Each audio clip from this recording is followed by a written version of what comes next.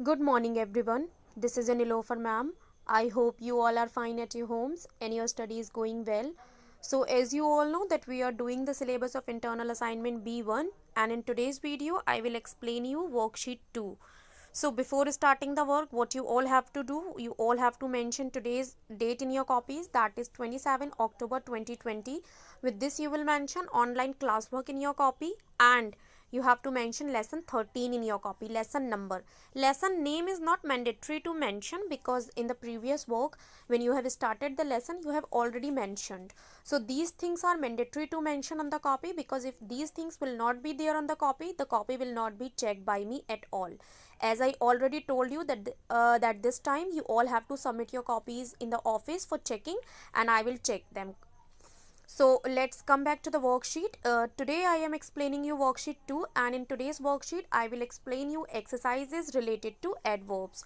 So the first exercise is fill in the blanks with adverbs. We have to fill the blanks with adverbs. The first one is we need to dash think of a solution. So the answer is calmly. Calmly means होता है शांति के साथ, means हमें शांति के साथ problem का solution ढूंढने की ज़रूरत है. Think is a verb and कैसे सोचना है? Calmly. So it is adverb. On second number it is written the plane flew dash with a whirring sound overhead. Overhead means sir के ऊपर से उड़ता हुआ गया. सो कहाँ उड़ा? सर के ऊपर से उड़ा विद अ विरिंग साउंड, विर का साउंड करते हुए. सो that is adverb of place. First one is adverb of manner. On third number it is written there has to be some evidence lying around dash. So the answer is somewhere. So यहाँ पर कहीं पर पड़े हुए होंगे evidence. Evidence means होता है सबूत, एंड समवेयर, समवेयर मीन्स कहीं पर भी. So that means it is adverb of place because it is telling about the place. On fourth number it is the bridge needed to be defended, therefore Horatio stayed behind. जो bridge है उसको बचाव की आवश्यकता है, means उसको ज़रूरत है सुरक्षा की. therefore इसीलिए Horatio stayed behind. Horatio जो है वो पीछे ही रहा. That is adverb of reason. Because क्यों ज़रूरत है वो, सॉरी, Horatio क्यों पीछे रहा? बिकॉज ब्रिज को डिफेंड होने की ज़रूरत है. It is adverb of reason. On fifth number it is written I knew about his real identity long dash it was discovered by the detectives. The answer is before. मैं उसकी identity, उसकी जो असली पहचान है वो पहले से ही, बहुत पहले से जानता था जब वो डिटेक्टिव्स, जासूसों के द्वारा खोजी भी नहीं गई थी. So before is adverb of time, means बहुत पहले से जानता था. On sixth number it is written the rats followed the pied piper dash. Answer is everywhere. So जो रेट्स थे उन्होंने पीछा किया. पाइड पाइपर मीन्स जो भी बांसुरी बजाने वाला था उसका पीछा किया. एवरीवेयर मीन्स हर जगह. That is adverb of place. On seventh number it is written he was too busy to notice the little details. Too busy, busy is an adjective, वो व्यस्त है, and here too is telling the degree of busy, कि वो कितना busy था, बहुत ज़्यादा व्यस्त था. He was too busy to notice the little details, वो इतना व्यस्त था कि छोटी छोटी सी डिटेल्स जो हैं उनको नोटिस नहीं कर पाया. That is adverb of degree. On eight number it is written dash did your mother come home from work. So the answer is when. It is interrogative adverb because it is asking question. When did your mother come home from work? तुम्हारी mummy काम से घर वापस कब आई. On ninth number it is written we explained to the teacher why we could not finish the homework on time. हमने teacher को explain किया, but what we have explained, that means it is dependent clause. It does not have complete meaning. We explained to the teacher why. हमने क्या explain किया? क्यों हम अपना homework समय पर कंप्लीट नहीं कर पाए. So here why is introducing a dependent clause and that is relative adverb. So the next exercise is exercise B. Underline the adverbs in these sentences and write their types. What you have to do, you have to underline the adverbs first of all in the sentences, and then you have to write their types also. First sentence is the man at the corner spoke very rudely to the customers. जो व्यक्ति बैठा है किनारे पर, आदमी, वो customer से, ग्राहकों से बहुत रूडली मीन्स बहुत बुरी तरह बात कर रहा उसने बहुत बुरी तरह बात की ग्राहकों से. So here very is adverb and rudely is also adverb. So rudely is adverb of manner because ये बता रहा है कि कैसे बात की. Spoke very rudely. ओके, बहुत बुरी तरह बात की, रूड तरीके से बात की, that is adverb of manner. And very is telling the quality of rudely. Intensity बता रहा है, डिग्री बता रहा है कि कितनी बुरी रूडली बात की, बहुत रूडली बात की. So very is adverb of degree. जैसा कि I have explained you already that adverbs can tell the quality of another adverb also. So rudely is already an adverb और यहाँ पर इंटेंसिटी रूडली की बता रहा है कि बहुत बुरी तरह बात की. So very is adverb of degree and rudely is adverb of manner. Second sentence is he still lives in the same house in the old neighbourhood where he was born. वो अभी भी उस घर में रहता है, मतलब पुराने पड़ोसी जो नेबरहुड होता है, पड़ोस में जहाँ पर उसका जन्म हुआ था. So here where is adverb of place because it is telling about the place कि कहाँ पर रहता है, जहाँ पर उसका जन्म हुआ था. So where. On third number the sentences she usually studies in the morning. वो अक्सर जो है वो सुबह में पढ़ाई करती है. So here two adverbs are there, first is usually and second is morning. So usually is telling about the that how frequent the action is being happened. कितनी बार जो एक्शन है वो हो रहा है, उसकी उसका नंबर बता रहा है. यूजुअली मीन्स अक्सर करती है, so that is adverb of frequency. And second morning is telling about the time, so morning is adverb of time. So usually is adverb of frequency and morning is adverb of time. Question number 4 is how will we drive on the hills. कैसे हम hills means पहाड़ों पर drive करेंगे. So here how is interrogative adverb.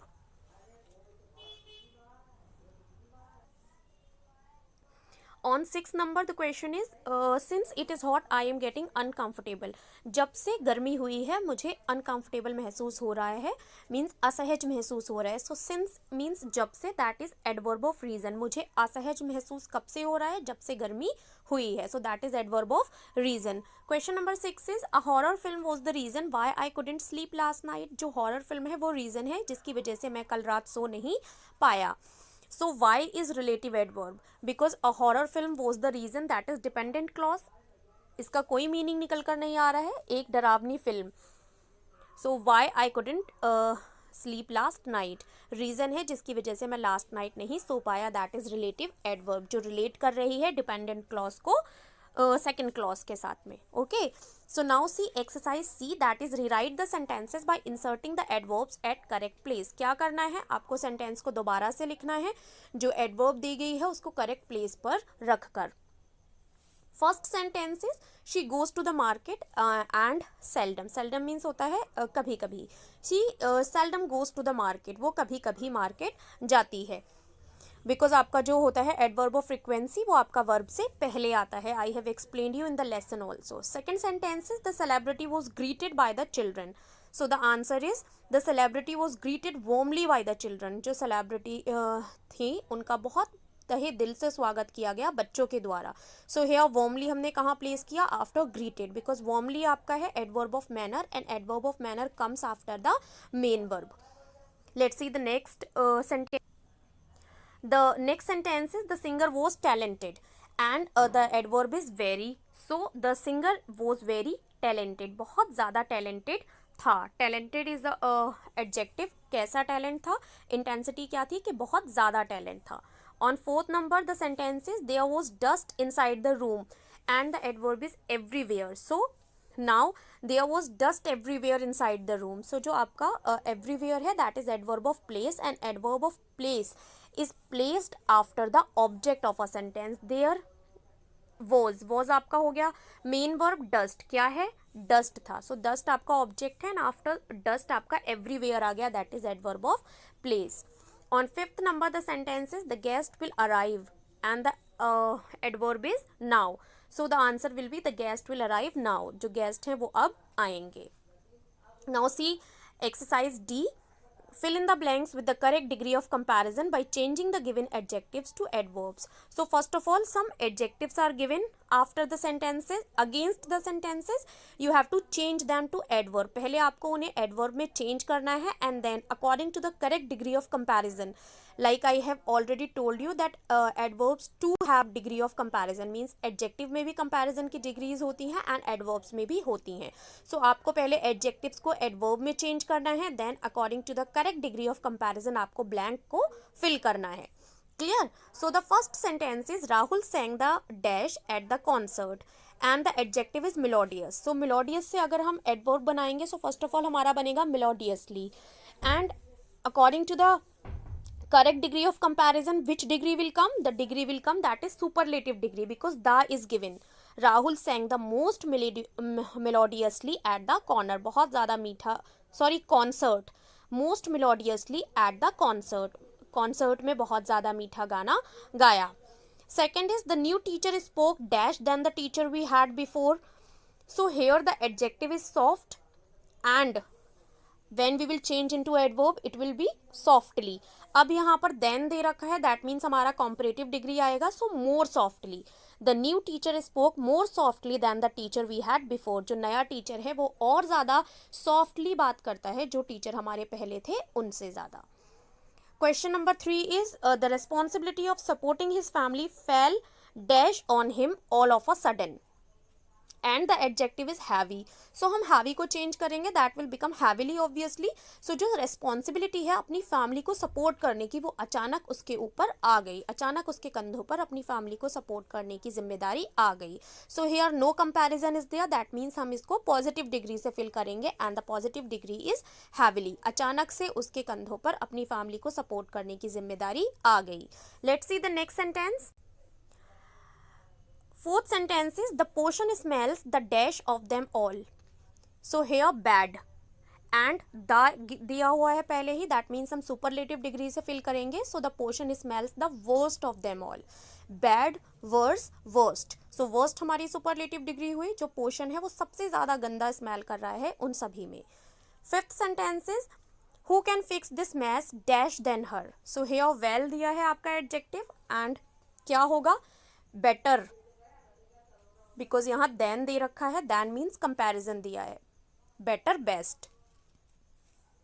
Who can fix this mess better than her. 6 sentences. Juhi dances dash. So grace is given. When we will change into adverb it will become gracefully. Juhi dances gracefully. That is clear to everyone. So today I am sending some book filling also, which you have to fill in your books and you have to send the pages on the group to see that who is doing the work and who is not.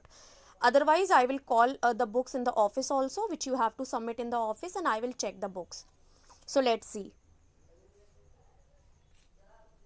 Here complete the sentences using the appropriate forms of the given verbs. So the peacock was dancing happily in the rain. खुशी से नाच रहा था बारिश में. The train was moving slowly over the bridge.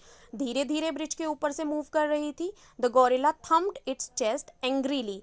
Thumped means अपनी छाती को पीटा उसने गुस्से से, angrily. The designs on the antique vase were beautifully made. जो antique vase means गमला है, उसके ऊपर जो डिज़ाइन बनाया हुआ है वो बहुत beautifully यानी खूबसूरती से बनाया गया है. This one exercise you have to fill in your book. Let's see the next one. So exercise A is fill in the blanks with the given adverbs. Adverbs are given and you have to fill the blanks with the given adverbs. The first one is you need to improve your dash performance rating to get the scholarship. तुमको अपनी yearly performance को improve करने की ज़रूरत है अगर तुमको scholarship चाहिए है. Second is the clever crocodile cunningly made the monkey sit on his back so that he could catch it. जो कनिंगली मीन्स चालाक मंकी था, उसने क्रोकोडाइल को अपनी बैक पर बिठाया ताकि वो उसे आसानी से पकड़ सके. She needs to practise algebra regularly. उसको एलजेब्रा डेली प्रैक्टिस करने की ज़रूरत है. We need to calmly think of a solution. हमें शांति के साथ एक सोल्यूशन ढूंढने की ज़रूरत है. There has to be some evidence lying around somewhere. यहाँ कहीं पर आसपास समवेयर एविडेंस मीन्स सबूत पड़े हुए होंगे. She decided to go away for a while. वो कुछ समय के लिए दूर जाने का उसने डिसीजन लिया, डिसाइड किया, निश्चय किया. On 7th number it is Rohit and Rahul had met on the road in the morning. Rohit और राहुल सुबह में रोड पर मिले, मीन सड़क पर मिले. शॉर्टली आफ्टरवर्ड्स, और तुरंत उसके बाद they ran into each other again, और उसके बाद तुरंत वो एक दूसरे की तरफ भागे. On 8th number it is Lassie is hungry and has been barking continuously. Lassie is a name of a dog. वो hungry है, भूखा है, और continuously means लगातार भौंक रहा है. The plane flew overhead with a whirring sound. जो plane है वो सर के ऊपर से उड़ता हुआ गया with a whirring sound, whir का sound करते हुए. The bridge needed to be defended. इस ब्रिज को बचाव की आवश्यकता है, इसीलिए Horatio stayed behind. Horatio जो है वो पीछे रुक गया. Next is underline the adverbs in these sentences and identify there types. आपको पहले एडवर्ब्स को अंडरलाइन करना है एंड देन आइडेंटिफाई करना है उनके टाइप्स को. She was taking her studies seriously for the first time in years. वो पहली बार सालों में अपनी स्टडीज को सीरियसली ले रही है. So hair seriously is the adverb and that is adverb of manner. कैसा ले रही है स्टडीज को? सीरियसली ले रही है, मीन्स गंभीरता से. Second is he still lives in the same house in the old neighbourhood where he was born. वो अभी भी उसी जगह रहता है आसपास पड़ोस में जहाँ पर वो पैदा हुआ था. सो हेयर वेयर है आपका adverb of place. On 3rd number the pilots trained daily. जो पायलट्स हैं उनको डेली ट्रेन किया जाता है. So the adverb is daily which is adverb of frequency, कि how frequent the action is being happened. On 4th number the travellers returned a week after they had left home. जो travellers थे वो एक हफ्ते बाद वापस आ गए जब उन्होंने घर छोड़ा था उसके. So after is adverb of time. On 5th number the principal will make an important announcement today. So today is adverb, that is adverb of time. The old couple danced gracefully. Gracefully आपका adverb of manner हो गया. On 7th number it is written the man at the counter spoke very rudely to the customer. जो man है counter पर वो उसने ग्राहकों से बहुत रूडली बात की. So very is adverb of degree and rudely is adverb of manner. The little boy seldom डिसओबेज his parents. जो छोटा बच्चा है वो कभी कभी अपने पेरेंट्स को डिसओबे करता है, उनकी आज्ञा नहीं मानता है. So seldom is adverb of frequency, means कभी कभी. You need to exercise daily. तुम्हें डेली एक्सरसाइज करने की ज़रूरत है, that is adverb of frequency. Daily means आपका एक्शन कितनी बार हो रहा है. She usually goes to bed early. वो अक्सर जल्दी सोने चली जाती है, that is adverb of frequency. Let's see the next one. Exercise C is insert the adverbs in the correct positions. She goes to the market and the adverb is seldom. So the answer will be she seldom goes to the market. Second is the deer ran to escape the lion swiftly. The deer ran swiftly to escape the lion. On 3rd number the celebrity was greeted by the children. The adverb is warmly. So warmly will come after greeted. The celebrity was greeted warmly by the children. 4th number the joggers visit the park frequently है. So the joggers visit the park frequently. On 5th number the singer was talented and the adverb is very. The singer was very talented. The match was almost cancelled because of the rain. जो match है वो almost लगभग cancel हो गया था rain की वजह से. almost is adverb जो आपका helping verb के बाद आया है. On 7th number the teacher taught the students systematically. जो टीचर है उसने स्टूडेंट्स को, बच्चों को सिस्टमैटिकली मीन्स क्रम के अनुसार सिखाया. Next is convert the given exercises convert the given adjectives to adverb. क्या करना है? एडवर्ब्स को, एडजेक्टिव्स को एडवर्ब्स में चेंज करना है. देन आपको करेक्ट कंपैरिजन के साथ करेक्ट डिग्री ऑफ कंपैरिजन के साथ ब्लैंक को फिल करना है. The athlete ran faster when he saw his opponent catching up with him. जो एथलीट है उसने तेजी से भागना शुरू कर दिया जब उसने देखा कि उसके जो सामने वाले ओपोनेंट हैं वो उसको बिल्कुल पास आने वाले हैं उसके. So faster is comparative degree. Second is Rahul sang the most melodiously at the concert. Melodious में सबसे ज्यादा मीठा गाया. They won the match more comfortably than they expected to after losing 2 wickets early. उन्होंने बहुत आसानी से मैच को जीत लिया देन दे एक्सपेक्टेड. जितना सोचा गया था उससे भी ज़्यादा आरामदायक तरीके से उन्होंने जीता जबकि वो 2 विकेट हार चुके थे स्टार्टिंग में. Next is the seamstress mended the torn dress more expertly than any tailor in the neighbourhood. जो सेम्स्ट्रेस है उसने बहुत आसानी से मेंड कर दिया, मरम्मत कर दी ड्रेस की, फटी हुई ड्रेस की, मोर एक्सपर्टली, किसी भी टेलर से ज़्यादा, जो नेबरहुड में कोई टेलर है उससे भी ज़्यादा एक्सपर्ट तरीके से उसने उसकी मरम्मत की। The responsibility of supporting his family fail heavily on him all of a sudden. अचानक से उसकी फैमिली को सपोर्ट करने की जिम्मेदारी उसके कंधों पर आ गई। Her sister speaks more sweetly than she does. उसकी सिस्टर उससे भी ज़्यादा स्वीटली बात करती है। स्वीट से हमने बनाया sweetly. The new teacher spoke more softly than the teacher we had before. जो नया टीचर है वो ज़्यादा सॉफ्टली बात करता है जो टीचर हमारा पुराना था उससे भी। Who can fix this mess than her than better. Who can fix this mess better than her. कौन उससे ज़्यादा इस मैस को अच्छे तरीके से फिक्स कर सकता है। 9th number it is written she often comes to the class later than the others. वो अक्सर दूसरों से ज़्यादा लेट आती है कक्षा में। The portion smells the worst of them all. जो पोर्शन है वो सारी ही चीज़ों से गंदा स्मेल करता है, worst. Let's see the next one. Fill in the blanks with the appropriate adverbs. The chocolate pudding tasted so good. जो chocolate pudding है वो बहुत अच्छी taste करती है. We were treated to such sumptuous feast yesterday.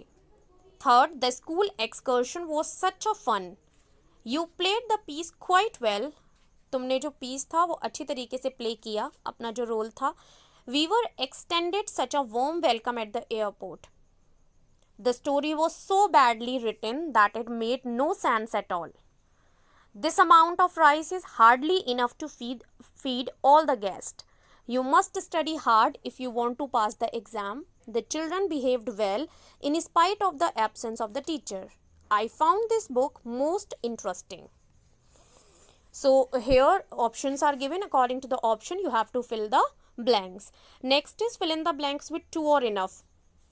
The elderly couple is too proud to ask for help. जो elderly बड़े couple हैं वो बहुत ज़्यादा प्राउड हैं हेल्प मांगने के लिए। We have enough groceries to last us for a week. हमारे पास पर्याप्त ग्रॉसरीज मीन्स सब्जियां हैं एक हफ्ते तक चलाने के लिए। The weather is too sultry to go for a picnic. You have created enough trouble for a neighbours by blocking the road with your car. तुमने पर्याप्त ट्रबल, परेशानी पैदा कर दी है अपने नेबर्स के लिए अपनी कार को खड़ा करके जो तुमने रोड को ब्लॉक किया है। This room is too small to accommodate a grand piano. ये रूम जो है वो बहुत छोटा है यहाँ पर एक बड़ा सा पियानो समायोजित करने के लिए। We had enough work to keep us busy for the week. हमारे पास पर्याप्त काम है अपने आप को बिजी रखने के लिए इस हफ्ते। The dress is too tight for me to fit into. ये ड्रेस मेरे बहुत ज़्यादा टाइट है मैं इसमें फिट होने के लिए। She had too many things on her mind this week. उसके माइंड में बहुत सारी चीज़ें हैं इस हफ्ते। The amusement park has enough rides to keep the children busy for the day. Amusement park में पर्याप्त राइड्स हैं बच्चों को पूरा दिन बिजी रखने के लिए। Let's see the next one. Exercise G, you have to rewrite the sentences using to or enough. I have done, which you have to do as it is in the book.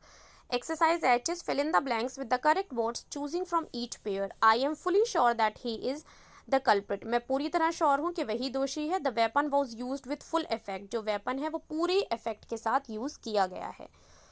That is hardly an excuse. ये मुश्किल से एक बहाना हो सकता है। She worked very hard for the success she enjoys now. उसने इस मेहनत सक्सेस, इस सफलता के लिए बहुत ज़्यादा कठिन परिश्रम किया है जो अब वो एंजॉय कर रही है।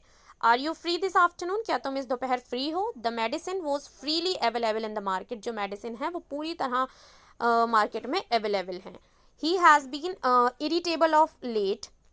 And next is lately there has been a rise in tensions between the two countries. बाद में दोनों कंट्रीज़ के बीच में टेंशन कुछ बढ़ने लगी। I think highly of his abilities as an administrator. She threw the ball as high as she could. उसने उतनी ऊंची बॉल फेंकी जितनी वो फेंक सकती थी। She try to make the best of a bad situation. उसने कोशिश की कि बैड सिचुएशन को सही करने की अपना बेस्ट ट्राई किया। The army was out numbered 2-1 and the soldiers fared badly. She had totally given up hope. उसने पूरी तरह होप छोड़ दी थी। The total profit made by the company exceeded ₹2 crore. जो टोटल प्रॉफिट था कंपनी के द्वारा कमाया गया वो बढ़ गया 2 करोड़ रुपए तक। So these are the pages which you have to fill in your books which you have to send in the office for checking also. I hope all the exercises in the copy and all the exercises of books are clear to all of you. If still any confusion is there, so you can ask on the WhatsApp also. I'll meet you in the another explanation video. Till that, keep learning, stay home, stay safe. Bye bye everyone.